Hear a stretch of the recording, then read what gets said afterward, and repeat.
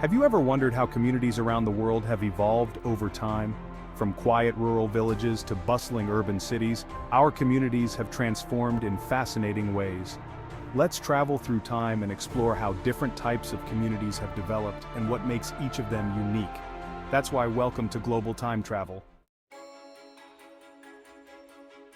A community is a group of people living and working together in the same place, urban community.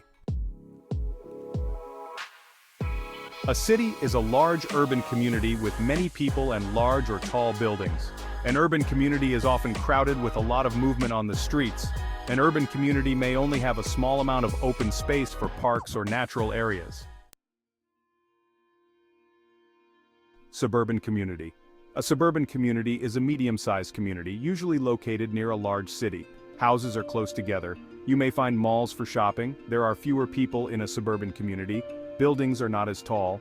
There are more parks and natural areas for people to enjoy.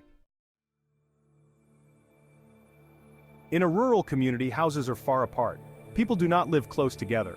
A rural community has lots of open space and natural areas. You may see animals like cows, horses, sheep, and goats in fields.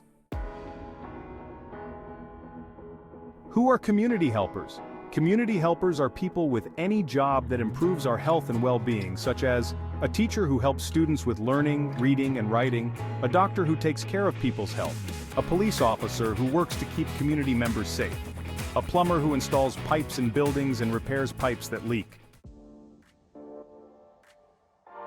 Buildings are tall and next to each other. There are many means of transportation. New York is called the city that never sleeps because it is always alive and busy during the day and also at night. This is the village where Mohamed Salah, Egypt's famous football player, was born and raised. It mainly depends on agriculture as a primary source of income. Buildings in Nagrig are short and the roads are narrow.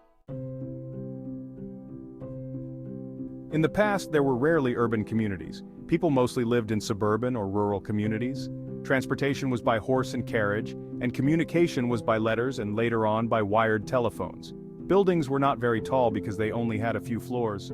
There were not as many cars on the streets. The existence of urban communities has become the main way of life in most countries. Currently, streets are overly crowded, buildings are very tall, and the distance between them is very short. There are many means of transportation such as buses, metros, and taxis. Community helpers are considered the backbone of a community.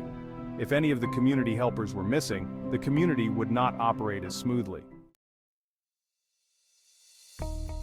Each community has its own location. To show someone where you live, you might use a map or a globe. Maps and globes are geographic tools. A map is a simple and visual way of representing a specific place on a flat surface. It gives a two-dimensional presentation of certain places. On a map, you might also see a scale, symbols, and grids. A globe is a spherical or round representation of the Earth. It gives a three-dimensional presentation of the entire world. Maps are a scale model of the real world. A map scale shows the relationship between the distance on the map and the actual distances on Earth. Cartographers or mapmakers use symbols to represent geographic features. You will also see a compass rose on a map to help you know which direction is north, east, south, or west. A compass rose is an image or figure made by the cartographers to help you know the proper directions. We use lines of latitude and longitude to help us find places on a map or globe. Latitude lines run from east to west. Longitude lines run from north to south. The equator is the zero line of latitude. The prime meridian is the zero line of longitude. The coordinates for latitude and longitude help us know exactly where we are on Earth. Egypt is in the north of Africa. On the map of Africa, you will not find symbols like the hospital sign, as they are more visible on specific area or street maps. Maps of continents usually show grids, borders, and landforms.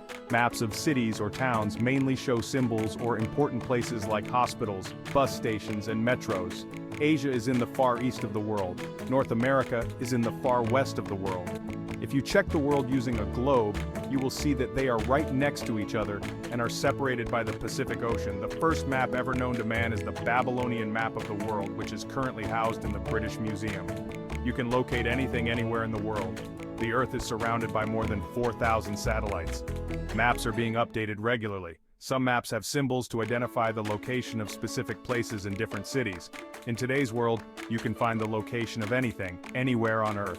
NASA is currently working on having the GPS function outside Earth.